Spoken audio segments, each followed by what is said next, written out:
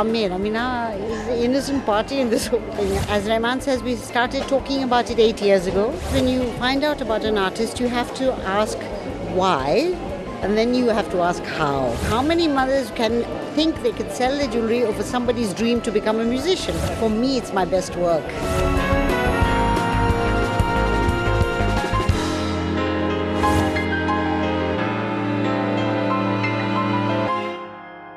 We have with us right now noted author Nasreen Munni Kabir, who has just come out with her book A.R. Rahman, The Spirit of Music.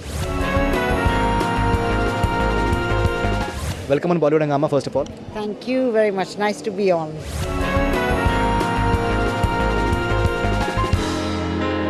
The question to you is that how did you make A.R. Rahman talk so much? Because he's known to talk very, very less. I think it really is a question of time. We had a lot of time. It was many years. We do one interview, then 6 months would go by. When you do it over time and you ask one question and then you ask the same question later, you develop answers, bigger answers. And time allows the person to open up more, and it also allows you to reread and see what is missing. So you can fill in and you layer the answers from that person in a more fuller way. So that's why you get the feeling he's talking more. He does speak a lot, but the question is he's such a busy man, so you have to catch him at the right time. And I had the luxury of doing that over many years in many cities. But I will tell you one thing, the last 2-3 months, the whole thing pulled together, and it was thanks to Skype. We did most of the talk on Skype in the last few months.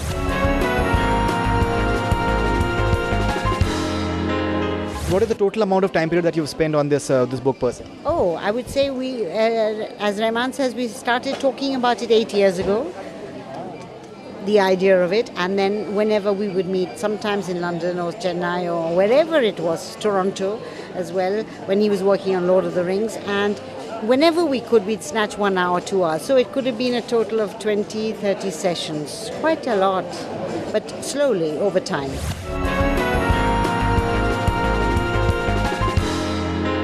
Lots of news items which are coming out from this book as well, that Rahman is turning a film producer. I think before this he had not revealed this to anyone else. And apart from that, a lot of personal and professional details that many of us wouldn't have known about Rahman. So what is the most intriguing aspect of his personal life that you found after doing the interviews? I think the most intriguing part is more than the personal, because one knows a little bit, but more to do with how he approaches a song, how he conceives the music, how he will layer a song, what is the way he constructs the antara and the mukhra, and those things to me are very interesting, because ultimately it is the work that we all love, and to understand the work is very good.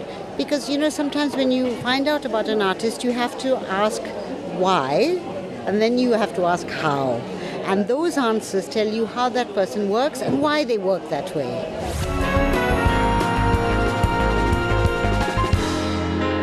Even his personal life, the way he was growing up, and he started working at a very, very early stage, and the influence of his mother. And I personally found that very intriguing when he says that his mother sold off the jewelry for buying the multi-track recorder. So when he was talking to you, so what was it that you got the sense as to how he was going back to nostalgia? I felt he was very moved by it. I don't think he had talked about it for a long, long time, because he's maybe never thought about it recently. And I was very moved by it, and I was too moved by it. I said, "Are you sure we should write this?" He said, "Yes, of course, because this is the way it happened."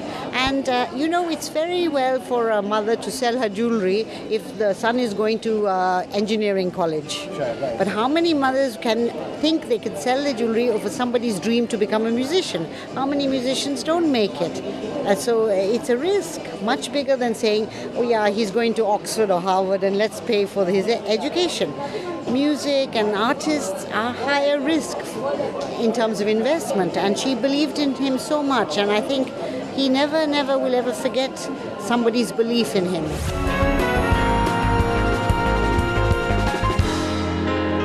Lots of pictures, lots of rare pictures, I would say. How did you source them?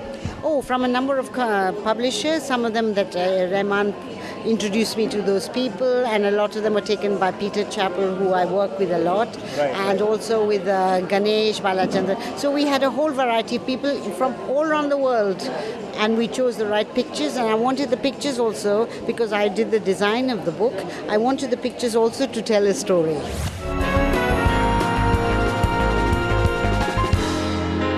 Connections, the music CD, whose idea was that? And I believe it is on Rahman's own music label. KM Music is its own label. That's right. Now, it was my idea in as much as I said that for the readers, it would be lovely to have even one track of something they have not heard, and the music sheets, the sheet music, so you can, if you're trying to play or understand how to play Bombay theme, you can look at the sheet music. And I really thought this is a book about a man who is in a world of music, so we must keep the atmosphere of music. And I spoke to him about it, and he talked to me about the Connections CD, how some of the tracks had already been pirated on the net and so on. But it wasn't a question of anything. He wanted to give something of an atmosphere of music, and that's why that CD happened.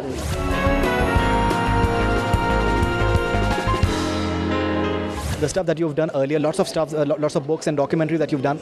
I read somewhere that you want to do something on a documentary on Aamir Khan, but he proves to be very elusive. I think that was all nonsense. I never said that. You never said that? Never said that. So please don't mention it, because that girl in Delhi, I told her 3 times, what do you mean? And the journalist kept saying, no, you want to make... You know what I mean? Okay, it's a misinformation. Please don't believe everything on the net. So you've not planned any documentary on Aamir? Not planned anything, nor have I even mentioned it to him or anybody. No. In fact, I did a documentary on Shah Rukh Khan, and after that I started doing books. Poor Aamir, he's the innocent party in this whole thing. I've never even talked to him about it. It's the fabrication of a journalist in Delhi. But he's a good subject. There's no book on him yet? I think there's some book coming out on him, but at the moment I like doing the dialogue book. So after Pyasa, I'm going to do Bimal Roy's Devdas. Right, Devdas. That is your next thing.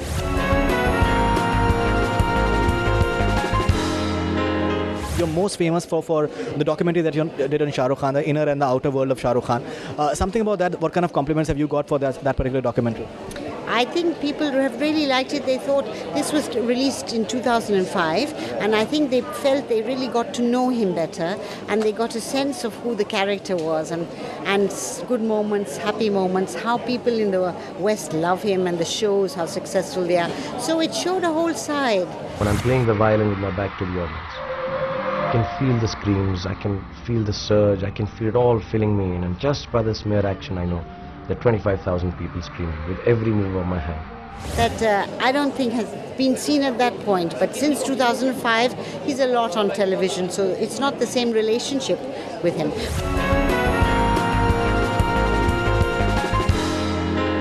I want to tell you that my next thing that's coming out is a documentary I did on Guru Dutt in 1989, and Shemaru is going to release that in May, and I am sure you will love it, because for me it's my best work. Fantastic, definitely. In fact, I love the book, the Pyasa, the kind of information it was priceless. Lots of other stuff that we would like to speak to Nasreen maybe some other time. Thank you very much for being on Bollywood Hungama, and all the best wishes for all your future ventures.